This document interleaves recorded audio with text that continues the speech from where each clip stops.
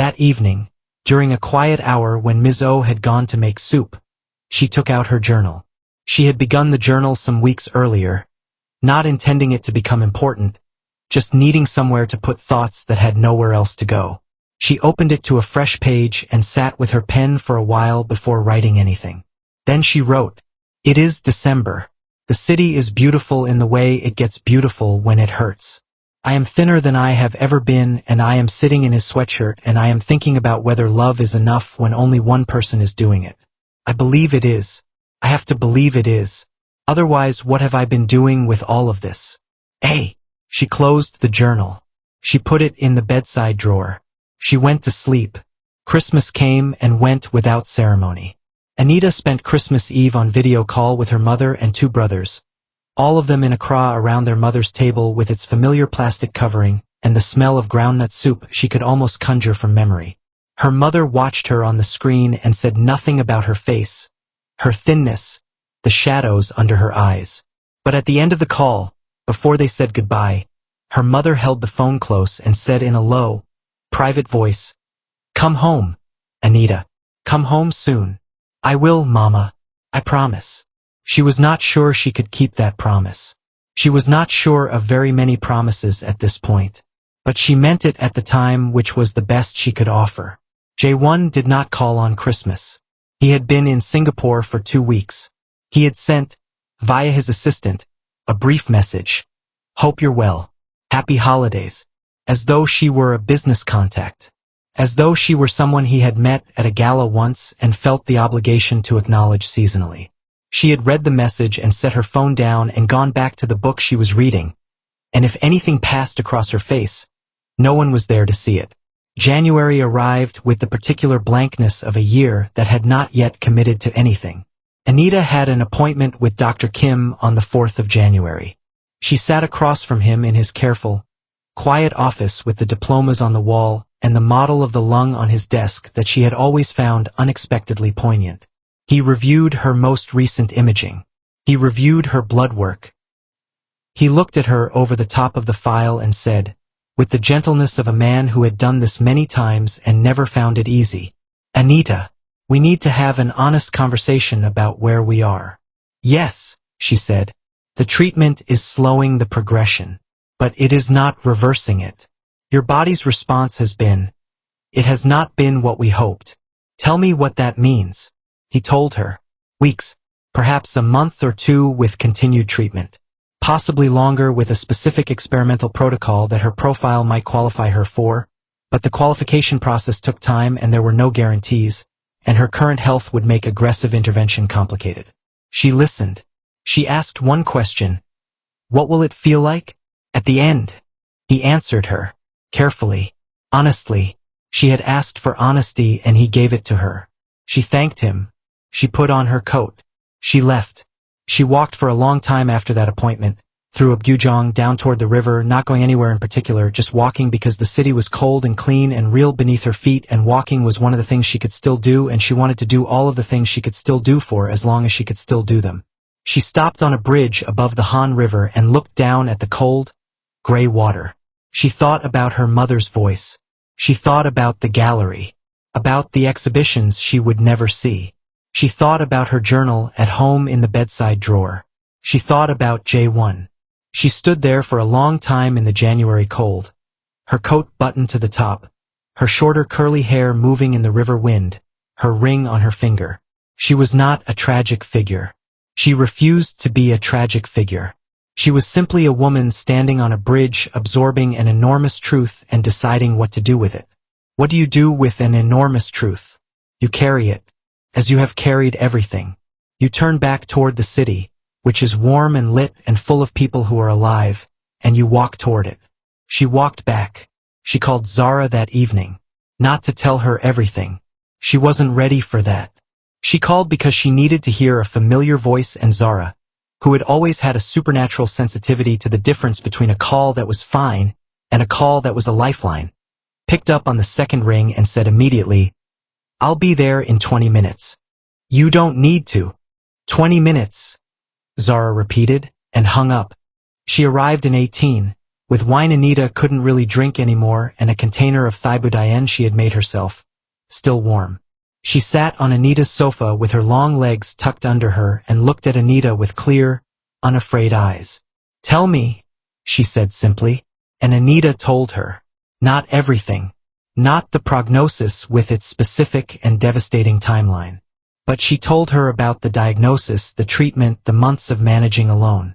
She told her in a steady voice with her hands in her lap and her face turned toward the window, and Zara listened without interrupting, without crying, which Anita was grateful for because other people's tears about her situation were harder to bear than her own. When she had finished, Zara was quiet for a moment. Then she said, "Does he know?" No. "Anita. He's made his choice, Zara. He needs to know. Maybe." She looked at the window. "Not yet." Zara looked at her for a long time. Then she reached over and took Anita's hand and held it. She didn't say anything else. She didn't need to. They sat together in the warm apartment while the January night made itself comfortable outside, and for the first time in a very long time, Anita didn't feel entirely alone. February came in quietly. There were days in February that were genuinely, unexpectedly good. Not perfect days, not pain-free, not full of energy, not the days of her former life, but good in the specific way that certain things become good when you understand their rarity. The light through the apartment windows in the early morning. The smell of the tea she still made every day. The flowers on the terrace that Ms. O now tended alongside her. Both of them in their coats on cold mornings, deciding together which stalks to trim. She wrote more. The journal had become important to her in a way she hadn't anticipated. She wrote about everything. Memory, gratitude, the things she had learned about love from trying and failing and trying again. She wrote letters she would never send, to her mother, to her brothers, to Zara, to the gallery colleagues who had been kind. She wrote to the younger version of herself, the 23-year-old in Accra who had not yet left for Seoul, not yet stood in a gallery and learned to see, not yet walked into a gala in a burgundy dress. "You will love a man who tattoos his history on his skin," she wrote. "Love him completely, without reservation, because complete love is its own reward regardless of what it receives in return. You will not regret it. I promise you. You will not regret a single moment of having loved him well." She did not write to J1. Not directly. What she would have said to him could not be put into a letter. It would have to be spoken or not at all. She had a conversation with Dr. Kim in the second week of February that recalibrated everything. She had not qualified for the experimental protocol. Her system was too compromised. The final option was palliative care, management of symptoms, quality of remaining time, comfort. "How long?" she asked. He told her what he believed. A few weeks, possibly less, possibly a little more. The body was its own unpredictable country. She nodded. "All right." She began, quietly and without drama, to put things in order. She called her solicitor, she had one, she was a woman who planned, and reviewed her will, which she updated in 2 specific ways that she kept entirely private. She wrote letters to her mother and brothers, long and careful and full of things she had been saving for years, and sealed them and gave them to Zara with instructions.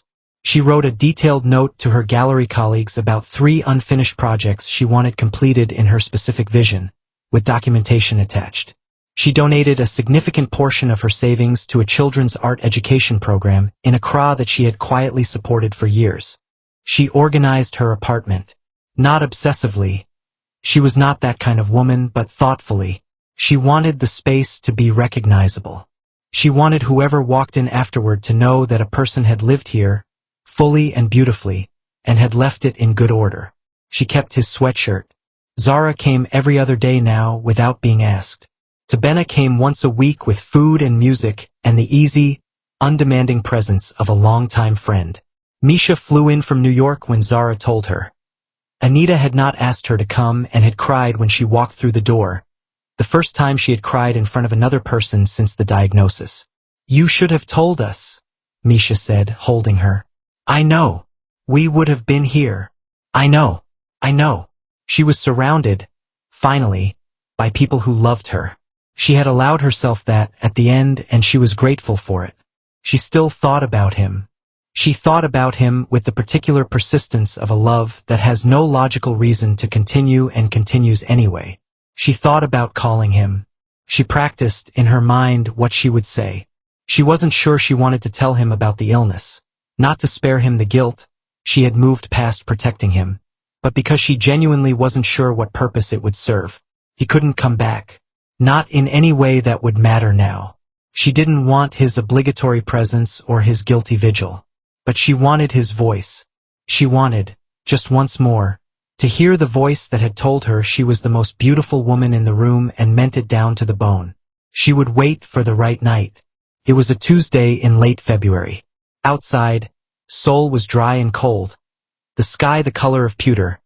The streets below the apartment busy with the ordinary urgency of a city that didn't know, had no reason to know, that something irreversible was happening on the 27th floor. Anita had had a difficult day.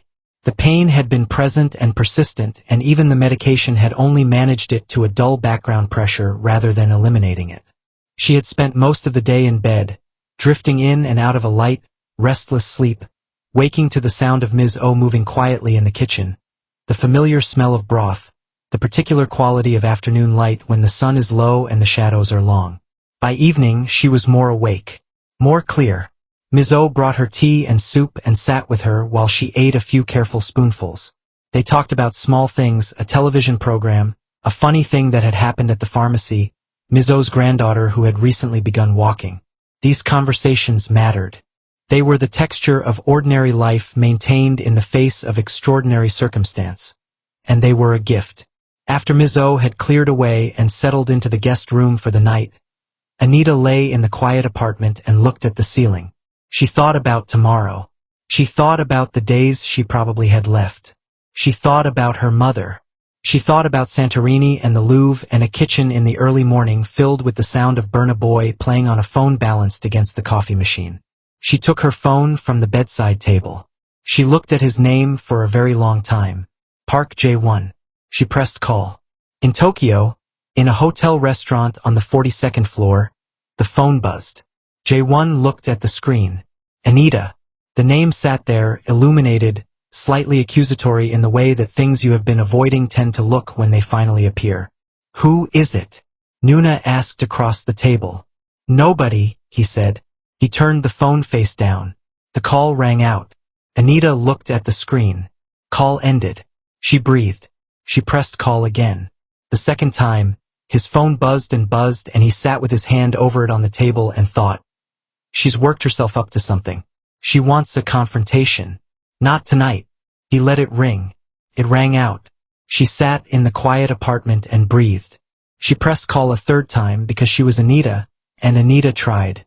He declined it. Deliberately, manually, the decline button. His thumb pressed it and the call died immediately.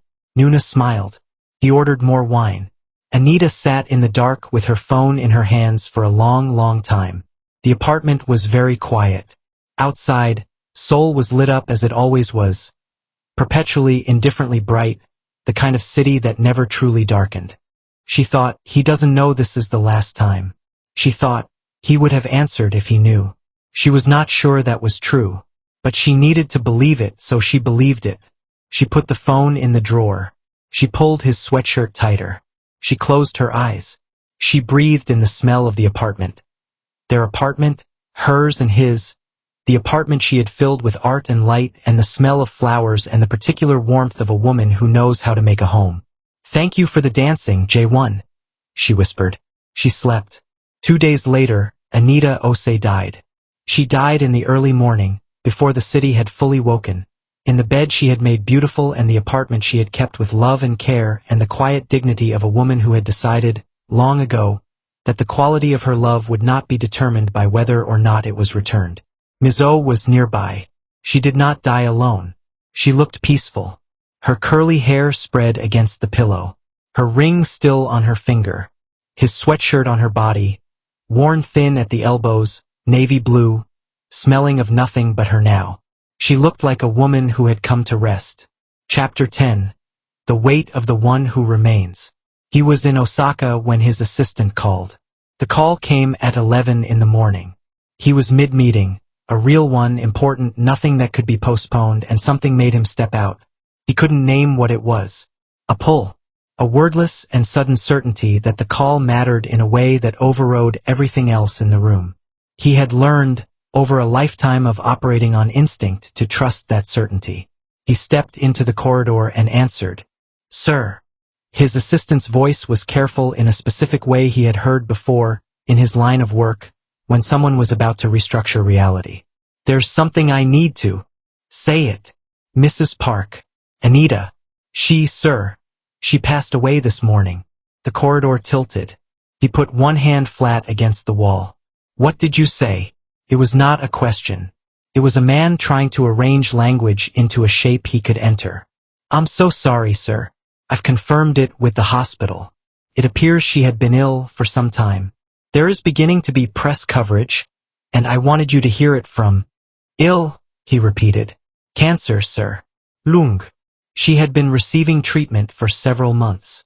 Several months. He stood in the hallway, and the word months expanded inside his chest like something that had been compressed and was now finding its original size, which was catastrophic. He thought of every call he had not made. Every month he had stayed away. Every night she had been in that apartment in his city, his home, their home, fighting something enormous, alone. Alone. The word landed like a weight he hadn't known was falling. He ended the call. He went back into the meeting. He stood at the head of the table and looked at the faces of the men who worked for him. All of them watching him, sensing something had happened, none of them brave enough to ask. And he said, "We're done for today. Get out." They left without a word. He sat in the empty boardroom for a long time. The Tokyo skyline filled the windows. He stared at it without seeing it. He pulled out his phone. He went to his call history. He found the missed calls. 3 of them. Late February. 4 days ago, while he was in a restaurant with Nuna, turning his phone face down and declining her call with his thumb. While she had been calling him for the last time, he put the phone on the table. He pressed both hands flat against the cool surface and he breathed. He thought about her voice. He tried to remember the last time he had heard her voice. He could not remember. He had let months pass without speaking to her, and now he was trying to reach back through time for the last conversation they'd had, and it had been nothing. Something about a delivery schedule. Or a calendar conflict. Something completely ordinary and exchangeable, the kind of conversation you have when you have stopped having real ones. He didn't have a last real conversation with her. He would never have one now. He flew back to Seoul that evening. Nuna called him twice during the flight. He looked at her name on his phone and thought about how different that felt. To look at a name and feel nothing, no warmth, no pull, nothing at all. He had confused availability for connection. He understood that now with the devastating clarity of a man who has just been forced to see what he chose over what he had. He landed at Incheon at 10 at night. He went home. He walked into the penthouse for the first time in 3 months. He stood in the entryway and breathed in the air of a space that had been hers for months alone, and it hit him all at once. The art, the flowers on the terrace, dried and still in the winter cold, but still there, still standing the way she had stood. The 2 coffee cups, the particular arrangement of objects on every surface, each one chosen by her eye, placed by her hand. He moved through the apartment like a man learning to walk in a new country. He found the journal. Bedside drawer where she always kept important things. He opened it with hands that were not entirely steady and he read from the beginning, slowly every entry, sitting on the floor of their bedroom with his back against the bed. He read for 2 hours. He read about her loneliness and her faith and her love that had not diminished by a single degree despite everything he had put it through. He read about the diagnosis and the treatment and the nights she had managed alone. He read her letters to her friends and to her younger self. He read entries that mentioned him, not with bitterness, never with bitterness, but with a complicated tenderness that was harder to bear than any accusation could have been. He reached the last entry. Called him tonight. He didn't answer. I understand. He is living his life. I don't want to take that from him. I just wanted to hear his voice one more time.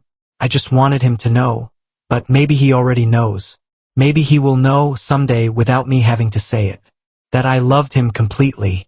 that not a single day passed when I didn't choose him, that the ring is still on my finger, that I'm not angry, that I forgive him, that I hope he finds his way back to the man who cried almost tears in Santorini. That man deserves to be loved well. I hope someone loves him well. I hope that someone was me. Good night, J1. Thank you for the dancing. Park J1 sat on the floor of his bedroom and he wept. He wept without restraint or management or control. He wept for the missed calls and the 3 months of absence and the years of slow withdrawal. He wept for the woman who had loved him past all reason and past all reciprocation and past the limits of her own life. He wept for his own stupidity, not the dramatic, singular stupidity of one bad decision but the accumulated, daily stupidity of a man who had something rare and had mistaken its consistency for permanence. She had been consistent. She had always been consistent. He had misread constancy as indestructibility and paid the price that only the living pay. He wept until he was hollow. Then he sat in the hollowness and breathed. He called Nuna in the morning. He was brief. He was not cruel. Cruelty was for people who still had energy for it, and he had nothing left of anything, but he was final. It's over. Clear your things from the office. Your severance is generous. Don't call me. She argued. Of course she argued. She said things he didn't listen to. He ended the call. He went to the office and fired her himself. In person. He felt it was important, the in-person. He owed her that much honesty, even if it was late in arriving. She cried. She said things designed to hurt him. He accepted them without response. He walked her out of the building and he stood at the entrance and watched her go, and he felt nothing except the specific emptiness of a man who has corrected something too late to matter. He received Anita's mother at Incheon Airport 2 days later. He stood at the arrivals gate himself, without his assistant, without his men, without any of the apparatus of his life. Just him, in a dark coat, standing with his hands at his sides. She came through the door supported by Anita's older brother, Emmanuel, who looked at J1 with an expression that was worse than anger. It was exhausted and unsurprised. The face of a man who had watched his sister love someone imperfectly loved and had kept his counsel out of respect for her choice. Anita's mother stopped in front of J1. She was small, smaller than he had remembered from the wedding, with the same warm eyes her daughter had carried and the same quality of stillness, of inhabiting her own presence completely. She looked at him for a long moment. She did not speak. He looked back at her and he said, "I'm sorry." And the words were pathetically small against the size of what they were required to contain. But they were the only words he had, and he meant them with everything remaining in him. She continued to look at him. Then, slowly, with the infinite and incomprehensible grace of a woman who had raised her daughter on the principle that love was a practice and forgiveness was its highest expression, she reached up and placed her hand briefly against the side of his face. It was not a comfort. It was not absolution. It was simply a recognition. I see you. I see what you have lost. I see what you will carry. Then she let her hand fall and walked past him, supported by Emmanuel, toward the waiting car. He stood at the arrivals gate alone for a long time after they had gone. He delivered the eulogy on a cold morning in early March. The chapel was full. People who had known Anita from the gallery, from her years in Seoul, from Accra, from everywhere her life had touched. The room was full of people who had loved her, and the love was visible in the room like weather. He stood at the front and he looked at the photograph they had chosen for the service. A candid shot, not a formal one. She was at the rooftop terrace, turning toward the camera from her flowers, mid-laugh, her curly hair catching the light, her eyes alive and warm and entirely her. She looked the way she had always looked when you caught her in an unguarded moment, like she was in on a private joke with the universe that the rest of them were only beginning to understand. He spoke without notes. He said she was the finest person he had ever known. He said she had loved him generously, without demanding that the generosity be matched, which was both the greatest gift and the greatest indictment of his own failures. He said he had spent the years since their first year proving himself unworthy of what she offered, and that he would spend the rest of his life facing that truth without looking away. He said, "She wrote in her journal that she hoped I would find my way back to the man I was when I first loved her. I'm looking for him. I will not stop looking." The least I can do is keep trying, because she always believed in the trying. His voice broke once. Briefly. He recovered.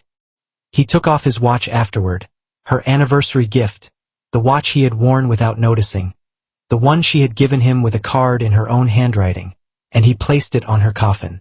He thought she should have it back. He had not deserved it. He kept his promises. He did not remarry. This was not a dramatic vow made in a cinematic moment. It was simply that the idea of it, when it arose occasionally in his mind in the years that followed, felt immediately and completely wrong. There was no one he wanted. There was no version of that future that felt true to what he had understood about himself in the aftermath of her death. He had finally admitted, a man who had been loved once at his full capacity and had failed it. He did not intend to offer that failure to another person. He kept the penthouse. Her art, her flowers, tended now he had learned, he grew better at it over the years, not good but better, her coffee cups, the journal in the drawer. He kept the ring. The solicitor had returned it with her things in a small envelope, and he kept it in a small wooden box on his bedside table, and when he couldn't sleep, which was often in the early years, he would sometimes open the box and look at it. Dark diamond, violet stones. The color of midnight. He had chosen it because it reminded him of the night sky over the Han River the first month he had known her, when he had driven her home from a dinner and they had stopped on a bridge because she wanted to look at the water. "I love night rivers," she had said. "They hold so much and show so little." He had looked at her profile in the dark and thought, "I am going to spend my life trying to deserve this woman." He had tried for a while. Then he had stopped.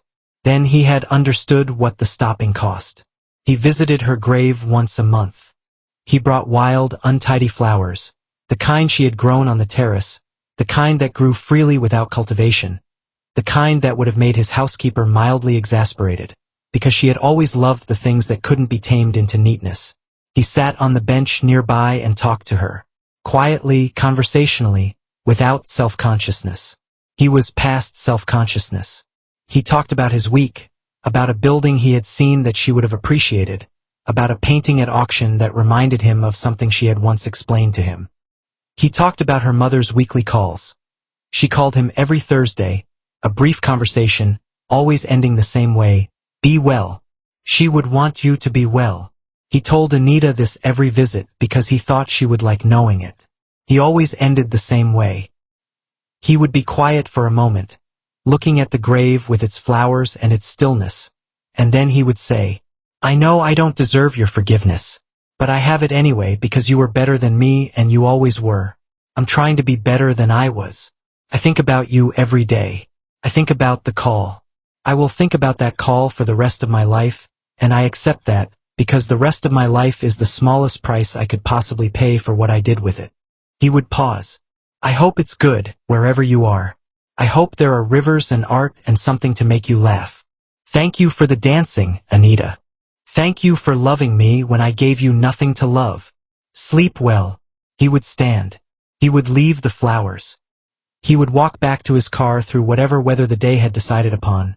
Rain, sun, snow, the particular gray of soul in early spring, and he would carry her with him as he had carried her every day since the morning his assistant called him in that Osaka corridor. 남은 자의 무게. The weight of the one who remains. His father's tattoo. His tattoo. A family legacy of pain dressed up as art. He had thought, at 20, that it meant surviving the people you loved. He understood now, at 39, what it actually meant. It meant becoming the one who remains. It meant walking forward under the full weight of what you chose and what you failed to choose, without putting it down, without asking to be relieved of it. It meant the weight was not punishment. It was devotion. It was the only form of fidelity still available to him. He carried it, every day, with both hands, until his last one. And somewhere, in the place where people go when they have loved completely and been returned to something larger than themselves, Anita laughed. The way she had always laughed, fully, without reservation, her head back and her curly hair falling free. She had always known he would find his way home. She had written it, after all. She had never stopped believing. The ring had never left her finger. And that was enough. It had always been enough. Thank you for watching. If you enjoy the story, don't forget to leave us a comment, Also like, share, and subscribe to our channel and click on the notification bell to get notified when a new story comes up. Don't forget to tell us where you're watching from.